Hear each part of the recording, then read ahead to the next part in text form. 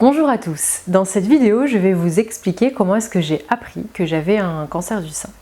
Alors je venais tout juste de terminer mes études en Australie et nous étions revenus en vacances en France et donc j'ai décidé de prendre rendez-vous avec une gynécologue parce que ça faisait déjà quelques mois que j'avais un kyste dans le sein. Mais je ne m'étais pas inquiétée plus que ça puisque souvent adolescente j'en avais qui venaient et qui repartaient et celui-ci j'attendais un petit peu qu'il s'en aille.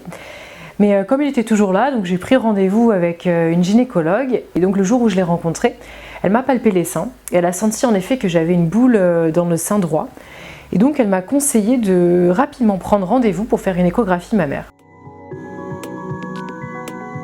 Le jour où on m'a fait l'échographie mammaire, on s'est rendu compte qu'en effet j'avais un canal qui était un peu inflammé. Et donc ils m'ont fait faire aussi une mammographie, donc chose qu'on ne fait pas en général lorsqu'on a moins de 50 ans, mais là pour vérifier ce qui se passait, on m'a fait faire cette mammographie. Et on s'est rendu compte en effet, donc sur l'image, que j'avais des micro-calcifications et ça faisait un petit peu comme des petits points blancs dans le canal. Mais à ce stade, on ne pouvait pas vraiment dire si c'était quelque chose de malin ou de bénin.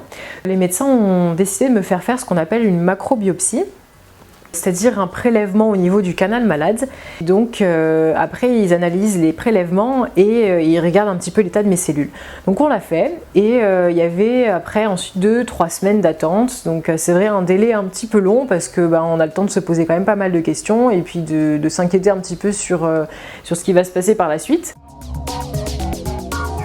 Je suis allée avec mon copain et donc c'est un gynécologue et chirurgien spécialiste dans le cancer du sein chez la femme qui m'a annoncé qu'en effet j'avais des cellules cancéreuses. Je me suis sentie assez choquée et puis je me suis imaginé plein de choses parce que lorsqu'il m'a parlé de chimiothérapie, de radiothérapie, de traitements qui allaient durer des mois, et je me suis imaginée chauve, je me suis dit mais à quoi est-ce que je vais ressembler à la fin des traitements? Qu'est-ce que ça veut dire? Est-ce que ça veut dire que je vais aussi avoir une opération chirurgicale, une ablation des seins, donc me retrouver sans sein et puis ensuite avec une reconstruction mammaire? Donc beaucoup de questionnements, beaucoup d'inquiétudes, mais aussi étonnamment j'ai été rassurée parce que je me suis dit voilà, à partir de ce jour je vais être prise en charge. On va tout faire pour pouvoir me soigner. Aussi avec le recul, quelques semaines après, il y a aussi beaucoup de choses positives qui sont sorties de tout ça, comme par exemple l'idée de faire des vidéos pour pouvoir témoigner de ce que je suis en train de vivre, en espérant que ça puisse aider des personnes qui passent par là, ou bien des personnes qui se posent des questions à ce sujet. L'envie de vivre les choses pleinement, parce qu'on réalise à ce moment-là que la vie est courte et qu'elle peut basculer à tout moment.